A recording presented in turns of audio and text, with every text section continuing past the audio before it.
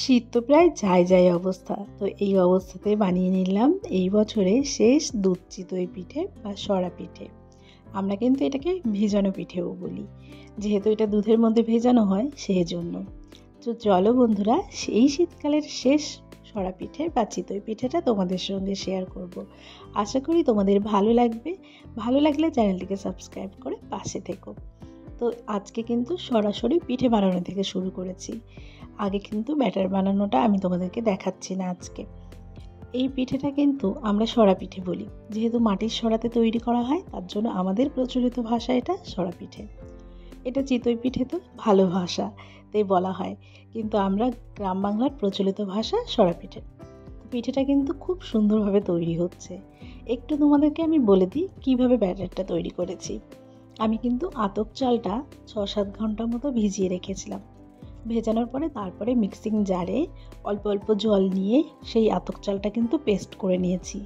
Paste করার পরে উষ্ণ গরম জলে এটাকে ভালো করে গুলিয়ে নিয়েছি, যতটুকু আমার যে ব্যাটারের থিকনেসটা প্রয়োজন সেইটুকু নিয়ে তারপরে কিন্তু আরও 2 ঘন্টা মতো আমি রেখে দিয়েছিলাম। তারপরে কিন্তু এই যে পিঠে তৈরি করছি। শাঁসটা ভালো করে ধুয়ে তার মধ্যে একটুখানি লবণ আর একটুখানি সর্ষের তেল দিয়ে মুছে নিয়েছিলাম। যেহেতু আমি এর আগে লঙ্কার পিঠে তৈরি করেছি সেহেতু কিন্তু শাঁসটা দেখতে পাচ্ছ অপরিষ্কার হয়ে গেছে, কিন্তু তোমাদেরকে ওই পিঠেটা আমি শেয়ার করিনি, এটা শেয়ার করব বলে এটাই দেখাচ্ছি। তো চিতই পিঠেগুলো কিন্তু আমি এক এক করে তৈরি করছি। খুব সুন্দরভাবে খুব নরমভাবে কিন্তু পিঠেগুলো তৈরি হয়ে যাচ্ছে। তোমরা একবার দেখে নাও যে কতটা সুন্দরভাবে পিঠেগুলো তৈরি হচ্ছে।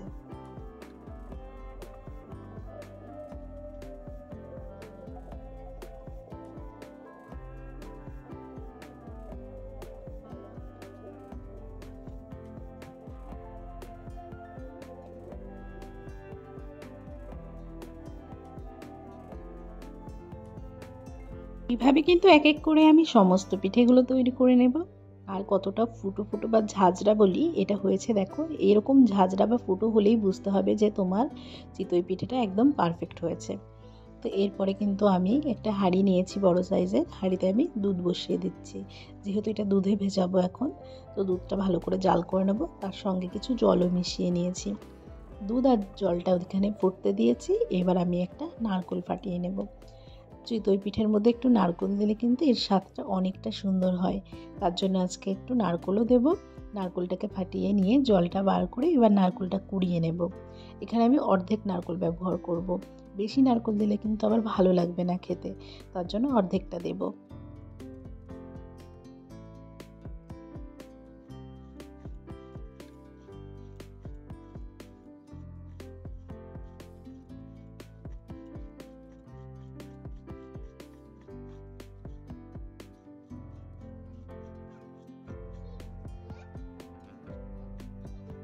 একটা নারকেলের অর্ধেকটা কুড়িয়ে নিয়েছি। এবার এটাকে আমি একটু গরম জলে ভিজিয়ে নেব।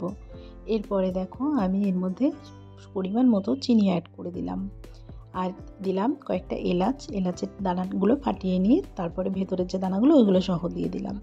দুধটা ভালোভাবে ফুটে এসেছে। এবার কিন্তু আমি নারকেল কোড়াটা দেব। নারকেল কোড়ার যে ছিবড়াগুলো সেগুলো কিন্তু সম্পূর্ণ আমি দেব না। ছিবড়াগুলো গরম জলে ভালো করে চিপে চিপে একটু ছিবড়া তুলে নিয়ে অল্প একটু দেব। বেশি নারকেলের চিবড়া মানে ভালো লাগবে না খেতে মুখে পড়লে, তার জন্য অল্প দেব। তো নারকেলটা দেওয়ার পরে আরও খানিকক্ষণ ফুটিয়ে নিচ্ছি।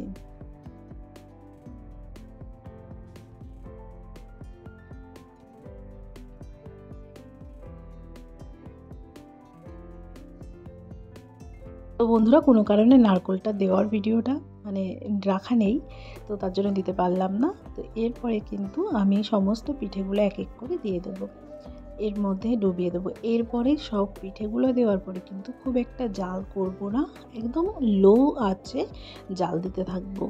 এখানে লো আঁচে আমি 5 মিনিট মতো জাল দিয়েছি, তারপরে কিন্তু এটা তুলে নিয়েছি হাঁড়িটা। এর মধ্যে মিষ্টি যতটুকু প্রয়োজন সেটা চেক করে নিয়ে আবারও চিনি দিয়ে দিয়েছি। এখন পিঠেগুলো কিন্তু ভিজিয়ে নিয়েছি সুন্দর করে। এটাকে সারা রাত কিন্তু এইভাবে রেখে দেবো। রাত ভোর যদি থাকে তাহলে পিঠেটা খুব সুন্দরভাবে ভিজবে, আর সকালবেলা এই পিঠেটা খেতে কিন্তু অনেক বেশি ভালো লাগে। তার জন্য এখন এটাকে রেখে দেবো এইভাবে। তো দেখো এই যে সুন্দরভাবে কিন্তু পিঠেগুলোকে ডুবিয়ে নিয়েছি। ঝোলটা একটু বেশি রেখেছি, সকালবেলা কিন্তু অনেকটা ঝোল টেনে নেবে পিঠেগুলো। তো এবার একবারে তোমাদের সকালে দেখাচ্ছি।